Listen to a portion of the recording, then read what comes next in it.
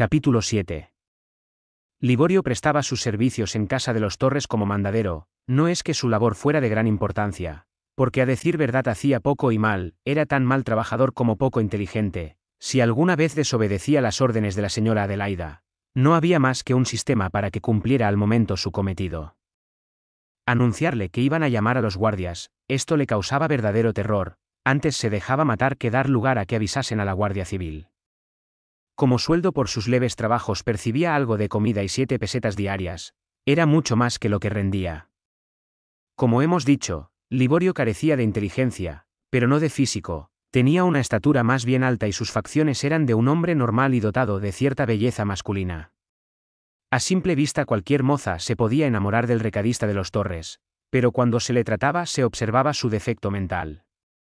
Gonzalo Torres recibió una carta, en la que se le comunicaba que debía presentarse en la capital, para reunirse con unos señores con los que debía tratar asuntos de vital importancia, por lo tanto, debía dejar a su mujer en casa por unos días.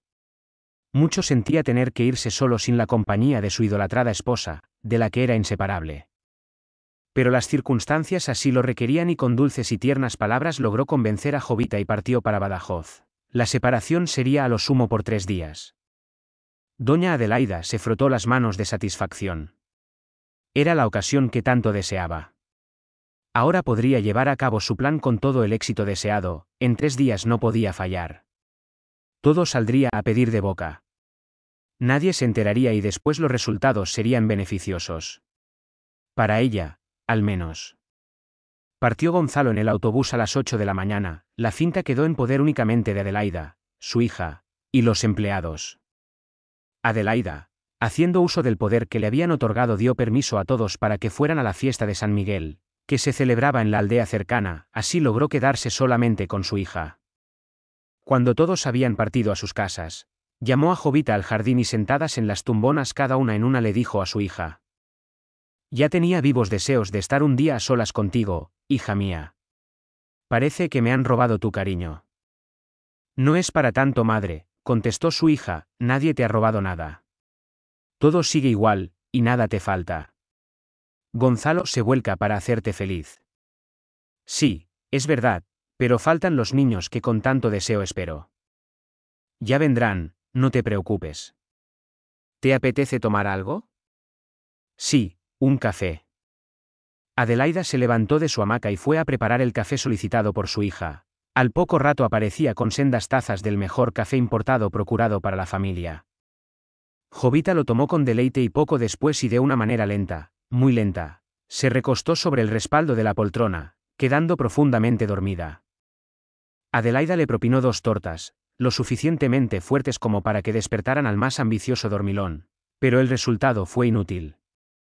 Jovita había caído en el más profundo de los sopores que producían los efectos de una droga fuerte y, dosificada excesivamente sin llegar a producir más efectos que un sueño largo y tan profundo que varias veces se prolongaba hasta 2 días. ¿Cómo pudo la trasladó a su dormitorio, una vez en la pieza y en aquel lecho tan ricamente aderezado con las sábanas más blancas que el armiño y edredones de finas pieles, la tumbó encima de la cama, quitándole toda su ropa, dejando al descubierto aquel esbelto cuerpo semejante a la Venus de Milo? Largo rato estuvo Adelaida contemplando la belleza incomparable de su hija. Por un momento pensó en el cuadro de Goya, que un día había visto en el Museo del Prado. Era una pena que aquel cuerpo permaneciera en aquella posición. Dijo para sí: «Fuera escrúpulos, a lo mío». Salió la pérfida Adelaida de la estancia en que se encontraba la cama y ordenó a Liborio que entrara en el dormitorio de la señora y quitara bien el polvo a todos los muebles sin dejar uno solo. El empleado entró en la habitación y al ver aquel cuerpo sobre la cama retrocedió asustado y tartamudeando frases apenas inteligibles trató de explicar a Adelaida que allí permanecía la señora completamente dormida, pero la señora no se dio por aludida y ordenó nuevamente que cumpliera con su obligación. De un empujón introdujo al mancebo en el cuarto y cerró tras él la puerta.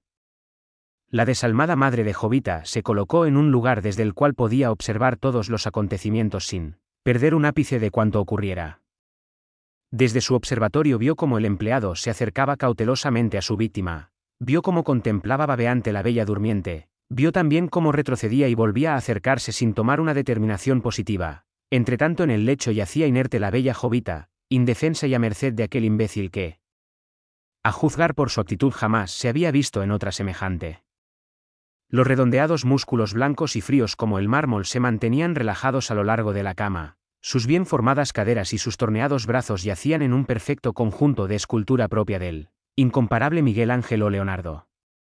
Adelaida, impaciente y con una mueca de rabia, dijo entre dientes: a ver si mi esfuerzo resulta inútil. Pero su respuesta no se hizo esperar.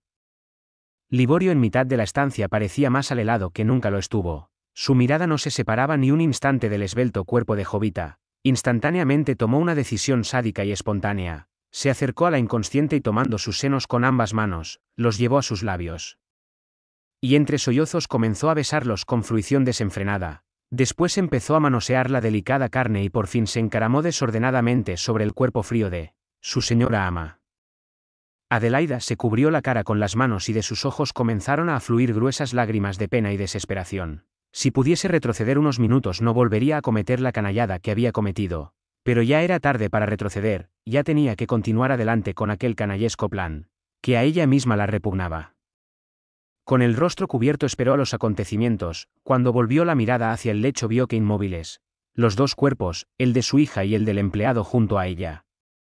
Él había sufrido la primera prueba de un amor que jamás le hubiera pertenecido a no ser por la desmedida ansia de riqueza que Adelaida tenía y su falta de escrúpulos. Y ella jamás lo habría permitido a no ser por encontrarse en estado de letargo a causa del exceso de narcóticos administrado por la mujer que le había dado el ser. A Adelaida le acometió momentáneamente un ataque de ira y se lanzó al interior del dormitorio con una escultura de madera en la mano y la emprendió a golpes contra el empleado, a la vez que lanzaba toda clase de improperios y maldiciones. Mal y como podía el lelo se cubría el rostro y se desplazaba de un lado para otro esquivando inútilmente los golpes que le caían encima, como enviados del cielo. Mientras le atestaba implacables mazazos, le decía: sinvergüenza, cochino, has de pagar caro lo que terminas de hacer. La Guardia Civil vendrá por ti y terminará contigo en un lúgubre calabozo. Ya verás cuando se lo diga. Como pudo salió llorando Liborio de la pieza, tratando de escapar de aquel torbellino de golpes y maldiciones y fue a parar a la puerta de entrada. Empujó, pero ésta no cedió.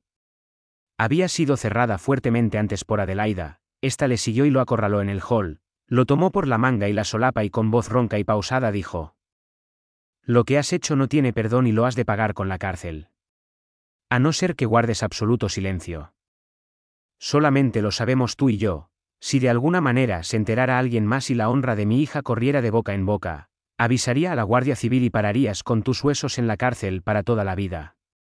Así que piénsalo bien, y no digas nada a nadie. El empleado con la cara colorada y sin atreverse a levantar la vista del suelo respondió: no diré nada, a nadie, se lo juro. Más te vale. Y lo despidió, seguro de que cumpliría.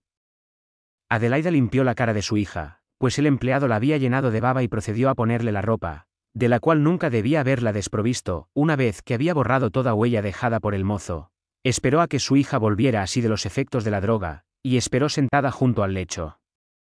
Pasaron por su memoria de una manera fugaz todos los amargos recuerdos de su azarosa vida de prostituta, de las largas horas que había tenido que soportar a hombres que no eran de su agrado por ganar algunas mezquinas pesetas, de los malos tratos que había recibido de hombres con instintos sádicos y perversos, que creían tener un derecho absoluto sobre su cuerpo, llenándolo de pellizcos y moretones, llegando incluso a peleas, de las que solamente ella por ser más débil era la que siempre salía perdiendo, de las muchas veces que había sido llevada a domicilios de hombres ricos, donde había sido pasto de los más ruines actos que se pueden cometer con una chica que se encuentra desamparada, y que después de que se toma esa vida, muy pocas veces se puede salir de ella.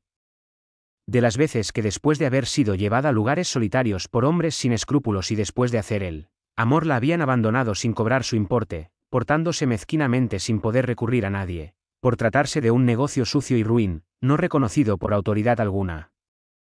¿Qué he hecho yo, Dios mío, qué he hecho yo? Estaba inmersa en estas reflexiones cuando sintió un leve quejido, y pudo observar cómo Jovita movió un brazo y cambió de posición. Muy lentamente empezó a bostezar e incorporarse y apenas sin sentido volviendo a caer en un sopor. Poco después y así cada vez más liberada del peso de los estupefacientes, fue dando señales de vida. Una vez que empezó a recuperarse empezó a pronunciar frases ininteligibles que Adelaida observaba con todo detalle. De pronto se incorporó sobre la cama y dirigió la mirada hacia su madre, y con voz cansada preguntó: ¿Qué me ha ocurrido? Parece como si hubiera pasado por encima de mí un tren, tengo ganas de devolver. Me dan náuseas y siento dentro de mí un asco indescriptible, he soñado cosas horribles. Soñé que habían abusado de mí. Calla. No digas tonterías. Estábamos en el jardín y de pronto sufriste un mareo y te tuve que traer a la cama. Perdiste el conocimiento y quedaste sumida en la inconsciencia. Así has estado más de 6 horas, ya me tenías preocupada. Ahora iba a llamar al médico, pero ya has vuelto a la normalidad, quizá no haga falta. Cuando todo haya pasado iremos a su consulta, no sea que vuelva a ocurrir. Al siguiente día regresó Gonzalo de su viaje de negocios y Jovita sentía la misma sensación de asco y mareo. Parecía que un sexto sentido le decía que había sido objeto de sucios manejos, pero no acertaba a comprender aquel estado de depresión nerviosa que la embargaba. Cuando llegó Gonzalo y después de que se instaló en su cuarto le llamó su esposa y le dijo todo cuanto le había ocurrido. Ahora mismo vamos a consulta, quiero que te vea el doctor. No, ya me siento mejor, déjalo para otro día, quizás se pase.